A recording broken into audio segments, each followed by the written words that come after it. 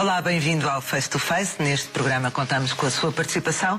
Visite a nossa página de Facebook e deixe no mural as suas perguntas para os nossos próximos convidados. Agora, vamos ver se adivinha quem está hoje aqui sentado. Olhe para esta fotografia. Foi uma adolescente bem comportada e estudiosa. Por necessidade, aos 18 anos, respondeu a um anúncio que pedia repórteres para televisão e, do acaso, construiu uma carreira. Aos 19 anos foi sozinha para o outro lado do mundo trabalhar na Rádio Macau. O seu estilo próprio e o seu profissionalismo não passaram despercebidos e quando regressou estreou-se como pivô de informação. Mas é ainda uma excelente repórter, moderadora de debates e escritora. O público e a crítica elegem-na como a melhor entrevistadora política em Portugal. Mulher de garra no trabalho, é também muito feminina e preocupada com a sua imagem. Atenta à moda, perde-se por malas e não sai de casa sem o seu batom. Gosta de praia, de sol, gosta de viajar, gosta de um bom cozido à portuguesa e de cabrito. Não tolera gente intriguista e maldosa. Aos 52 anos continua a achar-se ansiosa. Isso já nem é defeito, é feito, não é, Judite Sousa? Acho que sim. A ansiedade é uma característica mais do que um defeito. E também me dizem que é muito uma característica dos Sagitários. Não sei se é, se não, porque eu nos signos encontro pessoas que são do mesmo signo. Exatamente, completamente diferentes. Eu tenho 3 filhos carneiros e são todos diferentes. Pois. Portanto, isso mata logo à partida. Olha, vamos voltar atrás, bastante atrás. Não à infância propriamente dita, mas a esta adolescência que eras estudiosa, eras boa aluna, eras exemplar. Era uma aluna muito aplicada por vontade própria, por iniciativa própria. Porque gostavas de aprender. Porque gostava de aprender, porque sentia desde pequenina que aprendendo iria ser alguém. Claro. E eu queria ser alguém. Claro. Mas querias ser alguém público? Não tinha... Querias ser alguém na profissão que seguisses? É mais por aí. Queria ser alguém do ponto de vista da minha satisfação profissional e pessoal. Claro. Mas aos 10, 11, 12 anos... Portanto, se tivesses ido para Direito, querias ter sido uma grande advogada? Queria ter sido uma grande advogada, queria ter sido uma grande professora, que era aquilo que eu previsivelmente iria ser. Ah, era? Era, porque eu estava... Eu concluí o 2º ano do curso complementar dos liceus, portanto... o antigo 7º ano dos liceus, e depois tinha de fazer o ano propedêutico, foi quando foi criado o ano propedêutico. Que é o 12º hoje em dia. Que é o 12º hoje em dia, que era o ano, portanto, de transição para a faculdade. E eu estava, portanto, no ano propedêutico, quando respondi ao anúncio que vinha no Jornal de Notícias pedindo jornalistas estagiários para uma empresa pública de comunicação social que não dizia que era a RTP. Mas porquê que respondeste a esse anúncio? Eu respondi a esse anúncio porque eu precisava de trabalhar.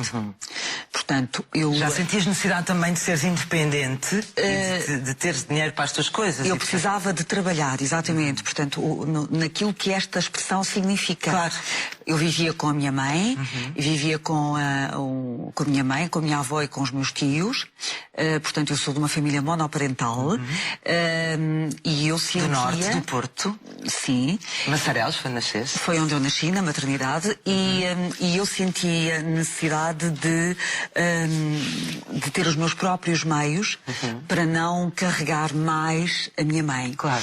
E portanto, achei que poderia ter um trabalho em part-time que me permitisse ganhar algum dinheiro e continuar a estudar. Claro. Portanto, nunca me passou pela cabeça interromper os meus estudos para encontrar uma profissão em full-time. Claro. Quando eu respondi esse anúncio, era na ideia de arranjar um trabalho em part-time que me permitisse ter algum dinheiro ao final do mês. Mas não foi de todo, porque houvesse já um sonho de ser jornalista. Não, eu nem sabia o que era o jornalismo sequer. Tu repara. E como é que foi esse estágio na RTP Porto? O estágio foi em Lisboa. Ah, foi em Lisboa. O estágio foi em Lisboa. Que o estágio tinha sido... Não, portanto, eu respondi ao anúncio, nunca mais pensei naquilo porque achei que, pronto, estava a responder eu como milhares de pessoas. E depois, passado uns meses, 2 meses, mais ou menos, responderam-me, pedindo-me para ir fazer testes ao Monte Virgem. Foi aí que eu fiquei a saber que o anúncio ao qual eu tinha respondido era para a RTP. Precisavam de 2 jornalistas estagiários, como te digo.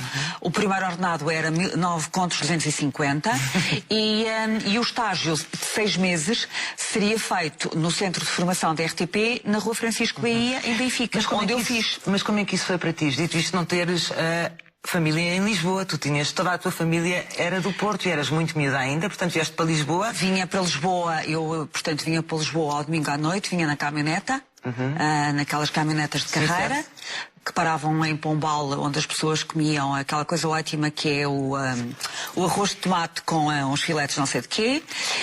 E, portanto, eu vinha na caminhonete ao domingo à noite e ficava a dormir, portanto, ficava a viver durante a semana em casa de uns tios do meu pai. Portanto, a minha mãe não tinha família em Lisboa, mas o meu pai tinha esses tios já afastados. Que te deram guarida aqui. Que me deram guarida. E sentiste-te muito sozinha, muito... Sentiste, porque isso é uma fase importante da nossa vida, quando começamos a trabalhar, quando começamos a ter que provar qualquer coisa, sentiste falta do colo da mãe? Não, porque eu fui sempre muito independente a esse nível. Mas muito ligada à tua mãe, também sim, à tua avó. Sim, com certeza, muito ligada, mas muito ciente da minha nova realidade. E eras tão independente que aos 19 anos decidiste, como eu disse aqui no início, ir para Macau. Sim. O que é que te levou para Macau? Olha, portanto, eu estava a trabalhar há um ano na RTP, não é?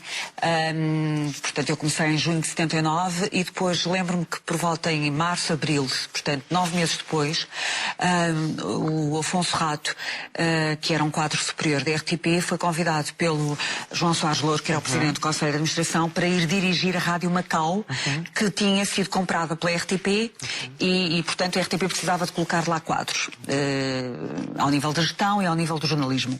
E precisavam basicamente de 3, 4 pessoas, não mais. Um chefe de redação e depois 2 ou 3 jornalistas. E tu foste como jornalista? E o Afonso Rato era muito amigo do meu chefe de redação no Porto, que era o Rodrigues Alves. Eram muito amigos, tinham trabalhado em tempos no jornal A Capital. E o Afonso Rato convidou o Rodrigues Alves para ir chefiar a redação da Rádio Macau. Por sua vez, o Rodrigues Alves convidou-me a mim e ao meu colega que tinha entrado no mesmo concurso que eu, o Fernando Maia Cerqueira. E portanto, o Rodrigues Alves perguntou-me se eu queria ir para Macau. E tu disseste logo que sim? Eu disse logo que sim. Extraordinário. Eu disse logo que sim. E como é que foi chegares a um país que é uma cultura totalmente diferente? Eu vivi na China profunda, repara. Eu vivi na China profunda. Portanto, eu cheguei a Macau em 1980. Muito embora Macau nessa altura fosse um território sob jurisdição portuguesa, sim, mas era uma cidade chinesa. Era uma cidade verdadeiramente chinesa. Eu lembro muito poucos portugueses.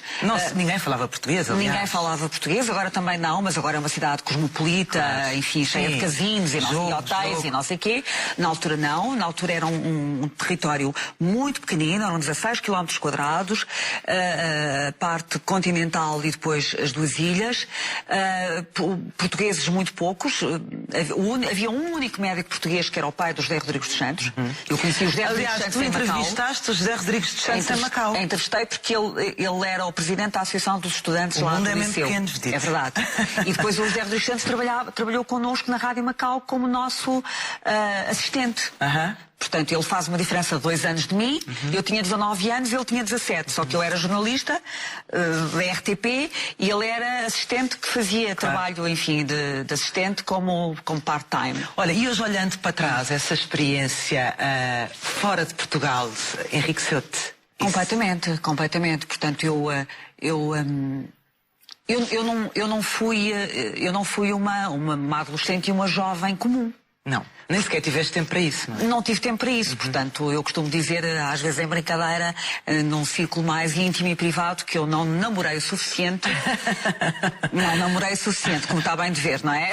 Portanto, não namorei o suficiente, não fui às discotecas às vezes que devia ter ido, não fui às festas que devia ter ido, porque uma pessoa começa a trabalhar com 18 anos e que passado um ano vai trabalhar para a China, portanto, obviamente que tudo isto lhe passa.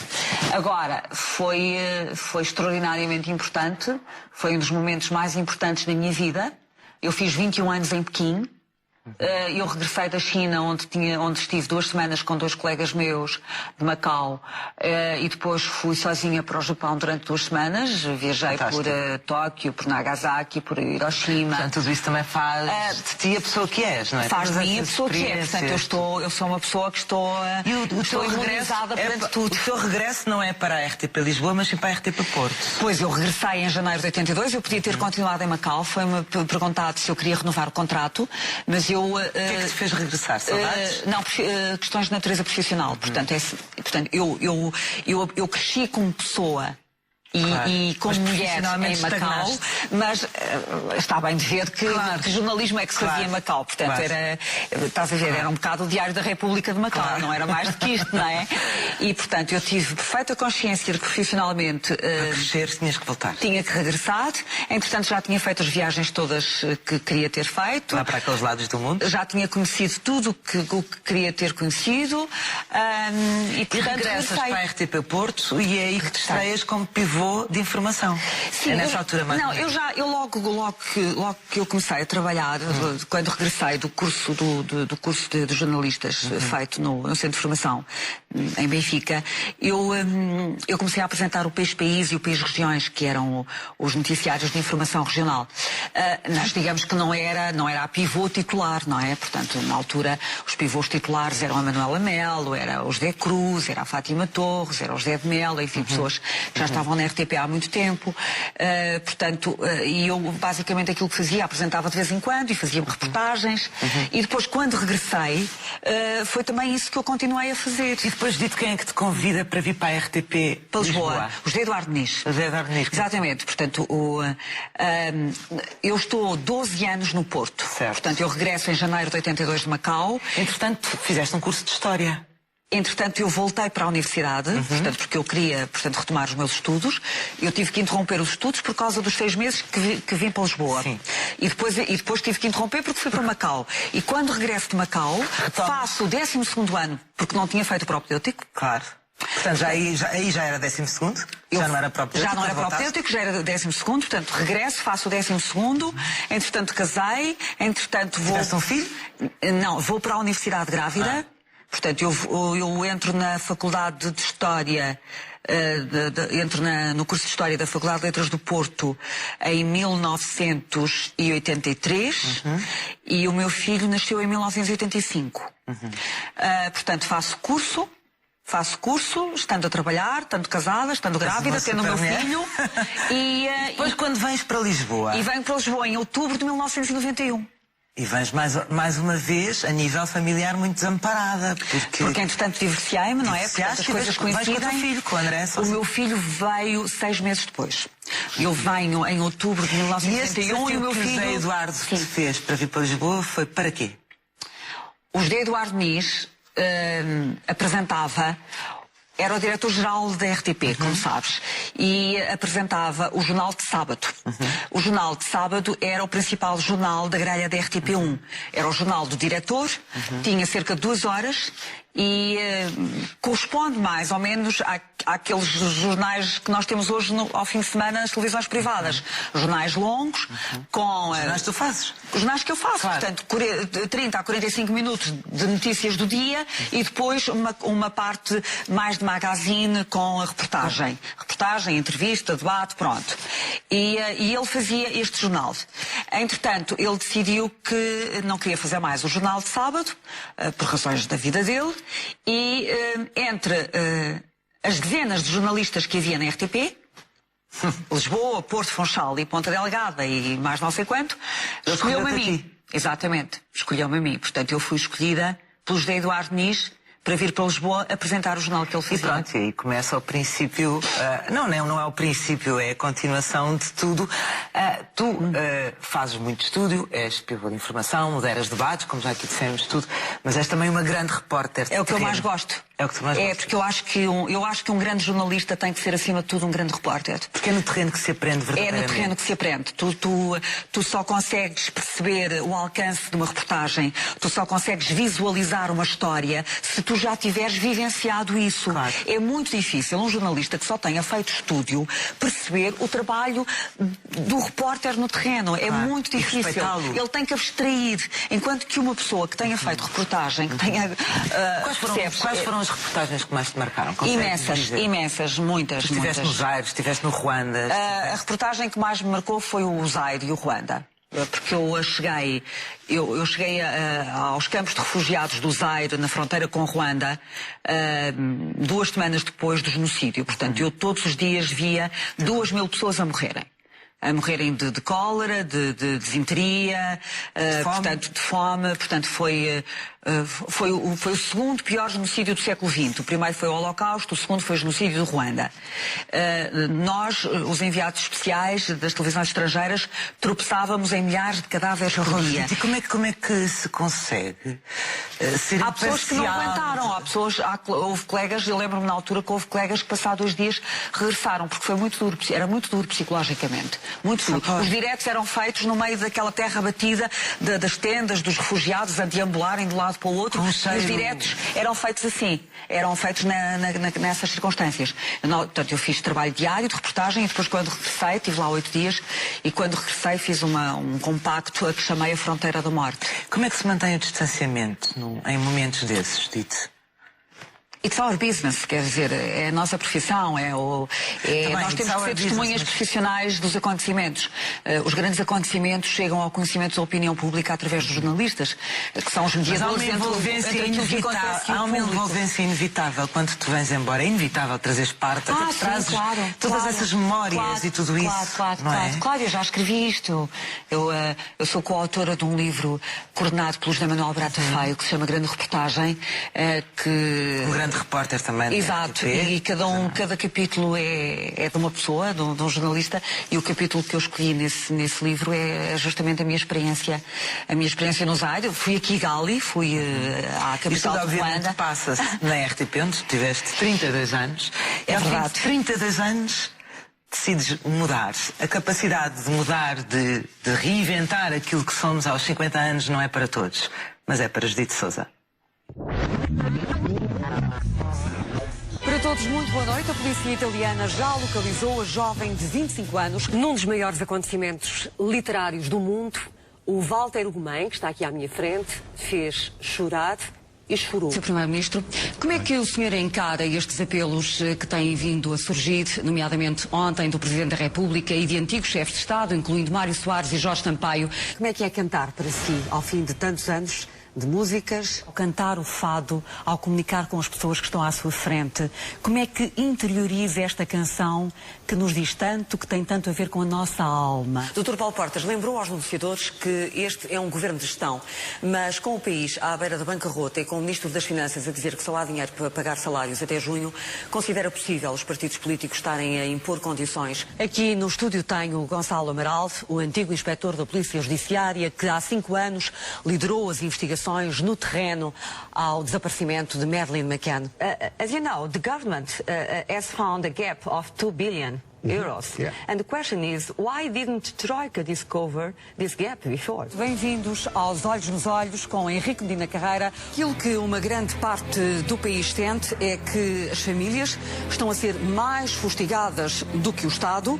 Como é que a sua família, a sua mulher e as suas filhas, nomeadamente as mais velhas e os seus pais, estão a encarar esta fase da sua vida? Mas tu não achavas graça ter essa gente à tua volta? Achava, mas não tanta como transparecia. Estas oficinas da EMF, que pertencem à CP, estão instaladas no local que, em tempos, foi a primeira estação ferroviária do Barreiro. Deslocaram-se para aqui, para junto aos hotéis de 5 estrelas. Portanto, aqui fica o retrato mais completo possível daquilo que aconteceu hoje na Madeira. Kate e William foram declarados marido e mulher. Esta é a minha primeira gala na TVI. Espero que seja a primeira de muitas. E é sempre bom estarmos rodeados de pessoas que gostam de nós. Não te arrependeste nunca da decisão de sair da RTP? Não, não me arrependi. Calculo que Estou tenha a ser sido extraordinariamente honesta ao dizê-lo. Calculo que tenha sido uma decisão muito complicada, porque são 32 anos, é uma vida. Foi uma decisão muito dura, muito íntima e uma decisão muito sofrida. Porque eu sabia que o público me via como um rosto da RTP. Completamente. Eras o rosto da E RTP. sair da RTP, sendo o rosto da RTP ao fim de 32 anos para uma televisão privada, eu corria um risco muito grande. Porque eu podia ser rejeitada pelos espectadores. Isso poderia ser o fim da minha carreira, não é? Mas o que é que te fez arriscar? O que é que te fez dar o salto? Foi um cansaço de uma máquina, enfim, estatal? Não. Não tem nada a ver com isso? Não. Eu tenho as melhores recordações da RTP eu sou completamente diferente de todos os meus colegas que eu conheço e que saíram da RTP a dizer mal da RTP. Eu acho isso abominável. Eu só tenho a dizer bem da RTP. Eu tenho uma dívida de gratidão para com a RTP, porque foi lá que eu me formei, foi lá que eu cresci como jornalista, como mulher, como pessoa. Foi na RTP que eu conheci o pai do meu filho. Portanto, a minha vida está lá. Não tenho nenhum rancor, nem nenhum ressentimento em relação à RTP. Tu, além de ter sido pivô, repórter, tudo na RTP, foste também diretora de informação. Diretora adjunta. Diretora adjunta, tal como és hoje na TVI, também com o José Alberto Carvalho. Sentiste mais pressões na RTP do que sentes na TVI? Porque há esse mito. Há o mito de que a RTP, por ser uma televisão estatal, é vítima de pressões políticas que as privadas não são tanto. Isso é verdade? Não é verdade. Isso é uma das grandes mentiras que existe neste país. Isso é uma das grandes mentiras que é verbalizada todos os dias na imprensa por pessoas que não são jornalistas, que não sabem o que é uma redação e que nunca trabalharam nem na RTP nem nas televisões privadas. Eu só posso falar daquela que é a minha experiência. Conta. Eu nunca deixei de fazer uma pergunta. Nunca foste chamada à administração nunca fui chamada à administração com a qual eles não concordavam? Nunca fui chamada. Aliás, uma das coisas de que eu me posso lamentar foi ter sido muito poucas vezes ouvida pelas administrações da RTP, porque acho que tinha, ao fim de 32 anos, estatuto para ser ouvida, não é? Para dar opiniões sobre... Então está aí uma causa que te fez sair. Não, isso não vale nada. Isso é uma coisa sem relevância nenhuma. Agora, isso que tu estás a dizer, ser chamada, ser repreendida... Não, porque é o que se ouve, certo? Não, mas não tem fundamento. Não tem fundamento. Não tem rigorosamente fundamento. Olha, e em que é que... Repara, há pessoas que se autocondicionam, percebes? Mas isso tanto acontece estando numa televisão pública ou numa televisão privada. Em que é que difere o trabalho de um jornalista e de um pivô, do pivô, de informação na televisão pública e na televisão privada? É diferente ou é exatamente igual e muda só os estúdios e as caras? É igual. É igual. É igual, depende das responsabilidades que se tem, não é? Mas sendo apenas um apresentador de informação, um jornalista pivô, o trabalho basicamente é igual. E sendo subdiretora de informação aí é igual? Não, bom, é igual, estás a fazer a comparação entre a RTP e a TVI, neste caso, por exemplo. É o mesmo volume de trabalho. O que é diferente? É o contexto, são as pessoas. São os objetivos. Obviamente que a pressão em termos de audiências é muito maior numa televisão privada. Claro. Isso não. Essa é uma diferença de fundo, porventura. Claro, a grande diferença que eu encontro, não é? Quer dizer, quando as audiências na RTP corriam mal, no dia seguinte ninguém olha para ti assim com um olhar mais prescrutante, como quem diz que chatice, aquilo ontem não correu bem. Isso numa televisão privada sente, esse não é? peso das audiências não te pode levar a fazer coisas que tu gostes menos de fazer? Ou seja, por exemplo, não te pode levar a ter jornais com peças mais de fait divers do que tu gostarias? Sim. Ou com... Sim, talvez. Embora eu ache que as temáticas sociais, sendo bem tratadas, com dignidade e com classe, que é aquilo que eu defendo, claro. Têm todo o espaço nos grandes noticiários de televisão do mundo. A sociedade é o que mais vende. Claro. Sabes que houve pessoas que não perceberam porque é que eu quis ir fazer os casamentos. Achavam que eu... Que não podias... Umas achavam que eu não podia. Achavam que eu, sendo a entrevistadora política que sou, o que é que eu ia fazer para o Palácio de Buckingham e para o Mónaco. Mas quer dizer, isto é uma tontaria. Isto é uma coisa demodé. Isto é antiquado. É verdade. Nós tivemos as duas em Londres. Os melhores jornalistas do mundo. A Barbara Walters estava em Londres. Portanto, há muitos preconceitos, há muita falta de mundo, sabes? Eu acho que o problema de Portugal Portugal é um país pequeno. Pequeno, muito pequeno. Portanto, as pessoas são sempre as mesmas, dizem sempre... Mas eu quando digo que é país pequeno, falta mundo. Falta fronteiras, falta cosmopolitismo. Se calhar faltam-nos fronteiras. Falta vivência. Eu acho que o facto de eu ter trabalhado na China há 30 e tal anos, percebes? E de ter cruzado os continentes, em muitas ocasiões, me abriu a cabeça para melhor perceber perceber a realidade E tu tens, não ter tens muito tabus em essa relação a mentalidade coisas. aberta. E vê-se até na tua aparência física, como eu disse aqui no início do programa, tu és uma pessoa assumidamente preocupada com a imagem, gostas de estar bem, gostas Agora. de roupa. Agora? Não eras? Não. Não? Não, eu durante muitos anos não revelei qualquer tipo de preocupação a esse nível. E porquê isso? Porque achas que precisaste crescer primeiro? Não, porque acho que durante muito tempo não tive tempo para olhar para mim. Percebes o que eu quero dizer? Percebo. Durante muito tempo, Estavas tão focada. Durante muito tempo eu estava tão focada na minha luta diária, na minha luta profissional, na construção da minha carreira, no meu trabalho, na persecução dos meus objetivos, na criação do meu filho, que foi criado por mim e por pessoas que conjunturalmente estiveram ao meu lado ao longo da vida. Só muito mais tarde é que eu tive tempo para... Paraste. Agora vamos parar um bocadinho, só parar um bocadinho, vamos olhar-nos ao espelho e olharmos para nós. E eu fiz este exercício já numa fase avançada. Eu lembro que nessa etapa há pessoas que são importantes e que nos aconselham. Ainda há pouco ali estávamos a falar na Marina Cruz, que era a pessoa responsável pelos cabelos, né? Sim, foi a Marina mudou o meu cabelo, a Cristina Gomes mudou a minha cara. A Cristina Gomes não, mas a Marina está aqui connosco hoje. Eu há bocado não te vou dizer porque era surpresa. E eu a falar dela. É verdade. E eu a dizer, já não estou com a Marina há algum tempo. E eu também, e lamentámos as duas, porque gostávamos muito de estar mais, mas que não tínhamos tempo. É verdade. Então, minha querida. Oh, Marina. Ainda hoje, apesar das ditas já estar na TVI, a Marina ser responsável dos cabelos da RTP e não da TVI, não se coíbe de dar conselhos à Judite. Não. E às vezes manda-me SMS. A sério? Exatamente. Mesmo vezes quando estou não bem ou gosta? estou mal. Sim. Isso é importantíssimo, não é, Marina? A Judite pede-me isso e eu digo com toda a minha sinceridade se gosta ou se não gosta. E ela Qual foi uma imagem da Judite recente que não tenhas gostado? Aquela palermice na entrevista ao Passo Escolho.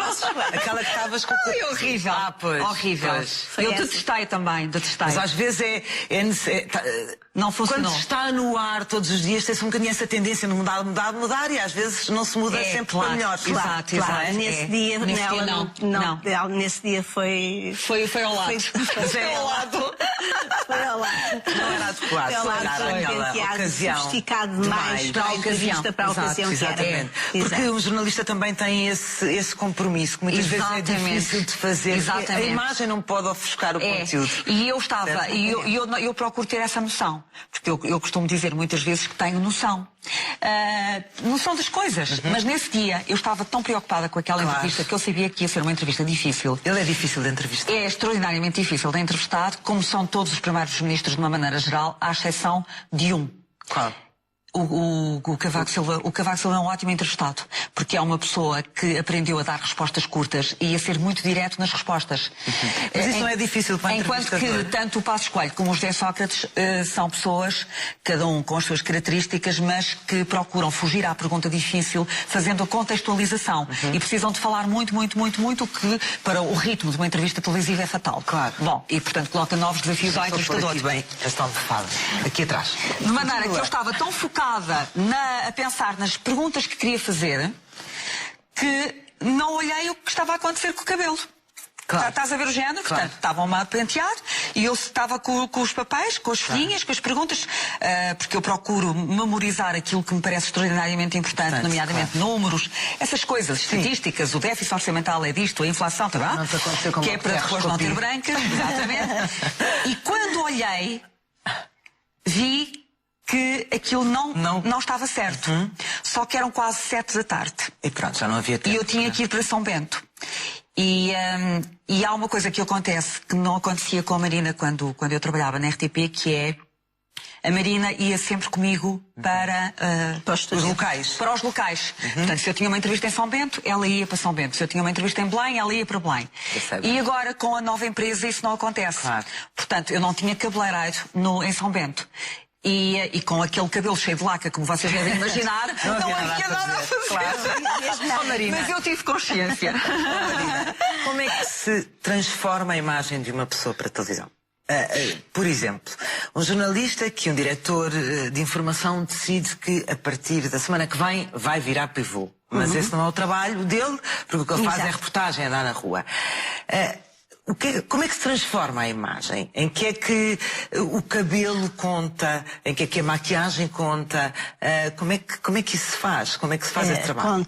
Conta bastante, derivado a que um pivô, por exemplo, de informação, nós não podemos nunca, exatamente como a Filipa dizia, chamar um penteado mais a atenção do que a própria, própria notícia. E nós temos de ter essa noção, porque senão está mal. Enquanto para o entretenimento nós podemos aí recriar e criar aquilo que nós queremos dentro daquilo. Tu fazes muito com a Catarina, com toda a gente, não é? Exatamente. E isso nós temos de ter essa noção. Porque é muito diferente, trabalhar com um pivô de informação do que com um pivô de entretenimento, é diferente. Não é? Claro que há caras depois que aguentam umas coisas, que é o caso da Judite, que até aguenta muita coisa e ela até é muito versátil. Usa até mais do que devia. Ela muda mais do que devia para aquilo que eu acho. Eu tinha, ou porque mas já tinha 10 anos... Ao contrário do que as pessoas possam pensar, porque ela tem esta imagem muito... Ela aceita muito bem uma opinião, desde que ela considera a pessoa de quem a dá. Exatamente, e se confia. Eu nunca tive problemas com a Judite. Nunca. Para já ela, lá está, como ela há bocado dizia, ela punha-se a fazer e a escrever e a ver o que tinha que fazer, e eu penteava e só dizia, Judite, já está. E ela dizia, miúda, já está, vamos embora. E eu levava-a sempre... Marina, e o penteado é sempre também adaptado à roupa, obviamente. Claro, fazemos sempre exatamente, até porque tem a ver. Claro. Se nós formos ver, tem a ver se eu lhe apanho o cabelo, se lhe ponho o cabelo mais ondulado, ou mais liso. Tu tens um condão que as pessoas não sabem, mas que eu vou aqui dizer, que é ficar sempre amiga das pessoas com quem trabalhas e que penteias. Isso aconteceu comigo, acontece com a Catarina Furtado, acontece com a Judite, aconteceu com a Margarida Amarante, que já não está entre nós, acontece com muita gente. Porquê? Porque és também um bocadinho psicóloga de todas as pessoas. E porque ouvido, era isso que eu ia dizer. E porque quando me dedico e gosto das pessoas e elas têm algo que me dizem, alguma coisa, eu entrego-me. E quando me entrego-me de coração. Eu sei. Marina, quem é a Judite, que as pessoas não conhecem? Olha, a Judite é uma mulher extraordinária. Como pessoa, eu gosto imenso dela e por isso a nossa amizade continuar longe, mas muito presente. Tenho a certeza que a Judite pensa muito em mim como eu penso nela. Sim, isso a distância tem pouco a ver, não é? E isso não tem. Por isso, às vezes até nos une mais. E acho a Judite uma mulher fantástica. Tem um feitio que as pessoas às vezes não a compreendem, mas que ela é muito fácil. A Judite é muito... Eu diria... Eu descrevi... Eu sou muito exigente. Muito exigente e muito hiperativa a trabalhar. É uma loucura. Eu costumo dizer que com ela anda tudo a toque de caixa. Portanto, que é bom. Quem gosta de andar a toque de caixa, vaca, não gosta de fique, porque senão não... Mas... Depois o resultado também está à vista, não é? Claro, exatamente. Vê-se o profissionalismo dela, porque é uma mulher como na sua profissão. Houve alguma entrevista da Judite que não tenhas gostado de ver? Não. Não? Eu gosto da Judite, gosto imenso de ver a Judite a trabalhar, porque ela dedica-se a qualquer coisa que ela faça. Dedica-se da mesma maneira, com o mesmo empenho. Dedica-se da mesma maneira, com o mesmo empenho e com uma força dentro dela que vem... E para ti não há entrevistados menores? Ou seja, nós vimos aqui excertos das tuas reportagens com o Hermano José, com o Pedro Brunhosa, com os primeiros ministros, não estava por acaso com o Presidente da República, mas por acaso... Claro. Mas não há entrevistados. Não. A partir do momento em que sentas à mesa com o entrevistado, respeitas todos da mesma maneira. Para mim as pessoas são... O meu grande conceito de independência tem a ver com o facto de olhar para as pessoas, independentemente da sua posição política, independentemente da sua posição social, independentemente de serem ricos, pobres, escritores, políticos, sociólogos, seja o que for, para mim são sujeitos de notícia. Portanto, são por uma razão? São pessoas que eu vou entrevistar por uma determinada razão. Ou porque escreveram um livro que é um best-seller, ou porque fizeram chorar uma plateia de milhares de pessoas, como foi o caso de Walter Ugumem no Brasil, ou porque são primeiros-ministros, ou porque são presidentes da República, ou porque são fadistas de renome. E eu encaro com a mesma atitude, com o mesmo profissionalismo, as pessoas, independentemente daquilo que elas possam representar. Foi com esse mesmo profissionalismo que entrevistaste uma das supostas vítimas da Casa Pia? Foi o Francisco, foi, exatamente. Que foi uma entrevista muito difícil, foi uma entrevista criticada por alguns setores. Foi uma entrevista muito difícil porque como é que se entrevista um jovem que escreve um livro em que relata anos e anos de violações, de abusos sexuais contínuos, naquele que foi e é um dos processos mais mediáticos de Portugal. Portanto, como é que se fala com um jovem de 20 anos, ou 21 anos, ou 19, já não sei bem que idade é que tinha o Francisco Guerra, como é que se entrevista um jovem neste contexto? É extraordinariamente difícil. Eu costumo dizer, se fosse fácil qualquer um fazia, não é? E, portanto, é muito difícil. São pessoas muito sofridas, muito traumatizadas. Não, são pessoas muito sofridas, muito traumatizadas, mas que na condição de entrevistado têm de ser confrontados com aquilo que se diz ao nível da contra-argumentação. A propósito disso, da sua própria narrativa. Deixa-me a propósito disso fazer-te uma pergunta. Se tu não acreditares numa resposta que te estão a dar, isso transparece na tua cara. Para quem te conhece bem, consegue perceber que tu não estás a acreditar? Acho que sim. Acho que essa é uma das coisas que me distingue enquanto entrevistadora. Eu tenho uma... Eu acho que tenho uma body language muito forte. Aquilo é que em comunicação se diz... A comunicação não verbal. Achas que isso... Mas vamos lá ver. O não disfarçar remete para a minha atitude na pergunta seguinte. Certo. Portanto, porque eu sou muito persuasiva no questionário. Portanto, eu faço uma pergunta, mas se eu entender que a pessoa ou está a fugir à pergunta ou pode dizer algo mais, eu continuo a ir a jogo. E faço de uma forma bastante assertiva, não é? Principalmente se trata de uma entrevista política. E isto passa para o espectador, mas eu acho que isto também cria uma alma entre mim e quem está em casa, não é? Há uma corrente que se estabelece, não é? Portanto, as pessoas não ficam indiferentes quando se gera um ambiente comunicacional muito intenso. Judite, tu és de um tempo em que se começou a fazer jornalismo ainda sem internet. Entretanto, vem estas novas tecnologias todas, os computadores, a internet, hoje em dia iPads, iPods, tudo, aplicações, enfim. Tens Facebook? Tenho, mas raramente vou lá. A Marina sei que vai mais. Porque a Marina está no Facebook há muito menos tempo. Claro. Acho que ainda está naquela fase de desdobramento. Exatamente. Portanto, não falam por Facebook. Não, eu já não vou há talvez meses ao Facebook. Eu normalmente só ponho no Facebook. Hoje entrevisto o Flamingo Tal, estás a ver? Exatamente. Não utilizo o Facebook. Mas nós aqui utilizamos, e por isso não se esqueça, visita a nossa página, descubra quem são os próximos convidados do Face to Face e deixe as suas perguntas. Para a Judite já houve quem deixasse umas perguntas e nós escolhemos as seguintes. O Sebastião Pereira, qual foi a pessoa mais difícil de entrevistar com quem já se deparou? Fazem muitas vezes essa pergunta. Eu tenho alguma dificuldade porque são tantas as entrevistas que percorrem a minha vida profissional, mas há uma pessoa que é muito difícil, que me foi... Eu fiz uma entrevista péssima. Eu nunca disse isto, é a primeira vez que estou a dizer. Eu fiz muitas entrevistas mal feitas, porque nem tudo que fazemos é bem feito. Mal feitas ou que tu não gostaste? Que eu não gostei e que tecnicamente mal feitas, não é? Porque há uma técnica, não é? Portanto, pronto, há um desempenho, há dias melhores, há dias piores e depois há a técnica, não é? Exatamente. Bom, mas houve uma que me correu pessimamente. Qual foi? Foi uma entrevista ao António Lobo Antunes, ao escritor. Ele é difícil de entrevistar. Eu gosto imenso do António Lobo Antunes, entrevistei o António Lobo Antunes umas 3 ou 4 vezes, sempre que ele publicava um livro nos últimos anos eu entrevistava na RTP. E o António Lobo Antunes é muito difícil de entrevistar porque o António Lobo Antunes é o escritor com maior densidade psicológica e emocional que eu conheço. Claro, ele é psiquiatra, não é? Exatamente. Portanto, é uma pessoa cultíssima e é uma pessoa com uma vida interior que está para além de tudo aquilo que nós possamos conhecer. E isso reflete-se na sua obra e reflete-se na forma como ele comunica.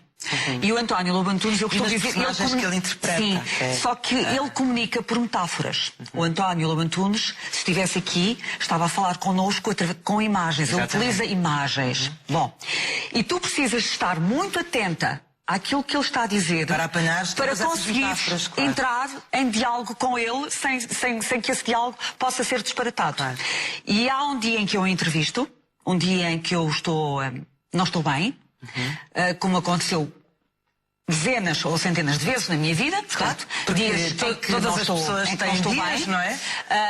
Eu sei porque é que não estava bem nesse dia. Estava com um gravíssimo problema de natureza pessoal e, portanto, eu estava a entrevistar o António Antunes, mas metade do meu cérebro estava na entrevista e metade do meu outro cérebro estava na minha vida. E a dada altura ele utilizou uma metáfora que era um homem que ele tinha visto com uma gravata, só que ele utilizou a expressão gravata, mas não havia gravata nenhuma, portanto era uma imagem, uma metáfora. E eu pura e simplesmente, naquele momento eu não entendi o que é que ele me estava a dizer. Bom, tu não imaginas, arrasaram-me, idiota, incompetente, burra, ignorante. Quem é que te arrasou? Não, no Facebook, essa gente que escreve por aí. Bom, os anónimos, anonimamente. Claro, que acham que nós na televisão temos umas vidas flauteadas e que isto é sempre tudo muito glamouroso, não é? E que ninguém tem tristezas, nem filhos para aturar, nem maridos para aturar, nem... Vocês estão a ver, não é? Bom, e portanto, claro que, obviamente, eu, com aquilo que já vivi, não é? Estás a ver, não é? Aos 19 anos na China, portanto, já tenho anticorpos para isto e para muito mais. Mas realmente foi uma entrevista difícil. E foi uma entrevista que não me correu bem e é a primeira vez que eu estou a falar disso. Mas pronto. Mas tinha que o fazer. O Paulo Varela pergunta, e isto é a última pergunta do Facebook, acredita em Portugal? Eu acredito em Portugal. Eu acredito em Portugal porque eu sou uma pessoa muito positiva e muito otimista. Mas acreditas em Portugal a curto, a médio ou a longo prazo? Acredito em Portugal a médio e a longo prazo. Eu acho que nós estamos a viver uma crise muito prolongada, nós e praticamente toda a Europa e todo o mundo ocidental. Acho que é uma crise que vai durar uma década. Acho que os próximos 10 anos vão continuar a ser extraordinariamente difíceis. Mas acho que depois destes 10 anos virá um período de maior prosperidade. Virá a bonança. A questão está em saber como é que vamos conseguir aguentar. Nunca vai voltar. Não, porque mudamos de paradigma, não é? Claro. Mudamos de século e mudamos de paradigma. Marina, tu tens sentido muito a crise nos teus cabeleireiros? Tenho, não posso inevitavelmente, dizer. Claro não é? que sim, tenho. Quem não sente? Exatamente, tenho. Não, então não é como que... é aguentar-nos agora nesta Exatamente, temos mesmo da melhor maneira que soubermos. Exato, da melhor maneira que seja possível. E penso também, como a Judite diz, a longo prazo e a médio prazo. Mas eu também acho que vale a pena acreditar. Eu acho que sim. Marina, muito obrigada por ter estado aqui connosco. Foi muito bom poder ver-te também. Gostei muito. Tenho certeza que a Judite também gostou, porque ela estava aqui a dizer que não tinha tempo para te ver. Estava eu calada. Exatamente. Obrigada. Nós falamos, Marina. Judite Sousa diz que é uma mulher de trabalho, mas também arranja tempo para ser esposa, filha e mãe dedicada. Olá, mãe.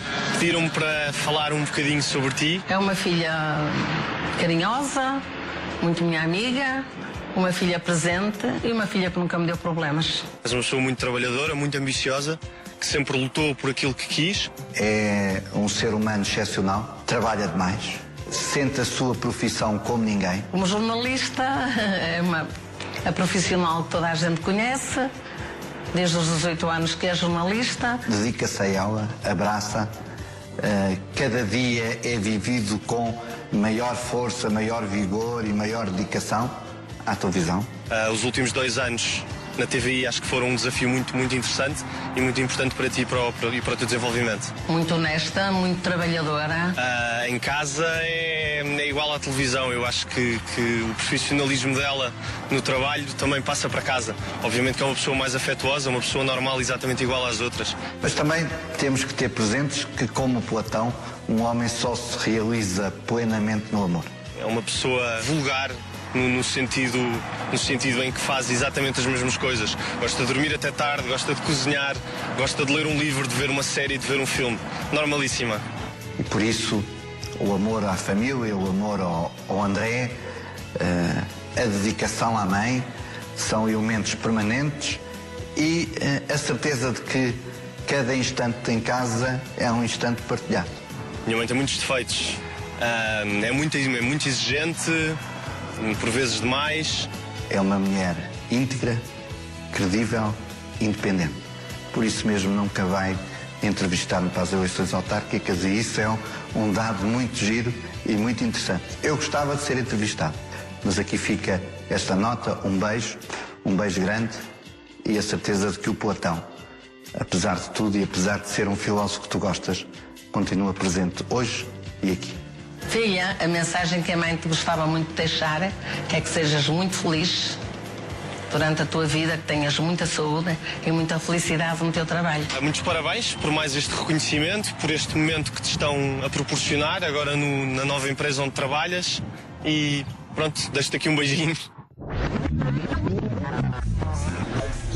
Pois é, Judite. Bela surpresa. Isto é um porto. E bela surpresa a quem eu agradeço muito, ao Fernando. Sim. Porque foi ele que nos ajudou. Na logística. Na logística, que isto fosse possível. Eu sei que o meu tempo está mesmo a acabar. Eu gostava só de tu és casada com um político. Sempre se falou, e tu já escreveste sobre a relação dos jornalistas com os políticos. Como é que se consegue que ela seja tão saudável ao ponto de se casar com um político? As coisas têm que ser separadas. Eu separo as coisas da minha cabeça. É muito difícil, sabes? É muito difícil. Não é muito difícil para mim, nem acho que seja muito difícil para ele. É muito difícil, sobretudo na minha relação com os outros, com terceiros. Porque as pessoas... Porque estão sempre a desconfiar que tu tens informação privilegiada. É isso. As pessoas podem estar sempre a achar, como o marido dela é do PSD e é presidente de Câmara, ela também pensa o mesmo que ele. E isto não tem nada a ver com a realidade. Não tem nada a ver com a realidade. A minha relação com ele é uma relação de afetos. Claro. Exclusivamente. Claro. Percebes? Percebo. Eu sou uma mulher completamente... Não, mas é assim... Mas isto é uma coisa que se fala muito no mundo e que te levou a escrever um livro sobre isso. Claro, sim. E é um assunto que está muito em debate hoje em dia, por causa até da companheira do presidente francês. Exatamente. Que teve que deixar de fazer jornalismo político na Paris Match, para... Desde que ele foi eleito presidente. Portanto, isto mostra como o escrutínio público é muito intenso. Eu percebo isso tudo, eu tenho noção disso tudo. É exatamente por perceber isso tudo que eu obviamente não iria entrevistar Fernando Seara. Claro. Sendo certo que eu tenho a certeza que lhe faria a entrevista mais difícil da vida dele. Acho que não haverá mais nenhum jornalista. Ele vai com certeza dar imensas entrevistas até outubro. Mas eu acho que lhe faria, do ponto de vista político, que fizer a entrevista, tenho a certeza absoluta que lhe faria a entrevista mais difícil. Mas pronto, mas não vamos ter esse prazer. gosto. Esse gosto. Exatamente. Mas as coisas são o que são e temos que levar a vida com tranquilidade. É realmente o teu porto de abrigo. Eu acho que por estes testemunhos... É muito importante. É muito importante. A minha família é muito pequenina. Portanto, a minha família são estas 3 pessoas. Claro. É uma família muito pequenina. Portanto, o meu mundo, do ponto de vista da minha intimidade, da minha pessoalidade, é um mundo muito pequeno. Eu não tive mais filhos. Claro. Tens pena? Tenho. Tens? Tenho. A esta distância tenho. Temos mesmo que terminar. Mas pronto. Deixa-me só perguntar. Estás feliz? Eu acho que nós não podemos dizer que somos felizes, porque eu creio que a felicidade é um bem que não é tangível para o ser humano. O que é que eu quero dizer com isto? Quero dizer que nós estamos felizes ou não estamos felizes. Mas estamos sempre em procura. Estamos sempre na procura, sendo que a felicidade, tal como ela é descrita e valorizada, nomeadamente pelos filósofos, não tanto pelo Platão, mas por outros, não é um bem tangível, não é uma coisa que tu digas, que tu possas dizer, ora, aqui está. Sim. Acho que te respondi. Nem mesurável, não é? Exatamente. Judite, foi tão bom ter-te aqui numa conversa que tu... Obrigada. Que tu não estás muito habituada. Não, mas eu gosto. Não estou, mas gosto. Vou pedir-te se escreves aqui uma frase, um estado de alma. Está aqui, a caneta. Ok. Tu hoje em dia vais pouco ao Facebook, mas escrever é contigo, portanto... Exato. Uma frase qualquer. Muito não bem. se esqueça, vá à nossa página de Facebook, deixe as suas perguntas para os próximos convidados, que eu faço-as aqui por si. Sabes que eu sou uma mulher de letras, não é? Claro. Portanto, isto tem muito a ver. Convosco, partilhando um pouco do ser humano que sou. Judite, e eu acho que todos gostaram de conhecer um bocadinho desse ser humano que és. Obrigada. Obrigada eu. Até à próxima. Deus. E obrigada a si também por ter estado desse lado. Marcamos encontro aqui no próximo Face to Face com mais um grande convidado.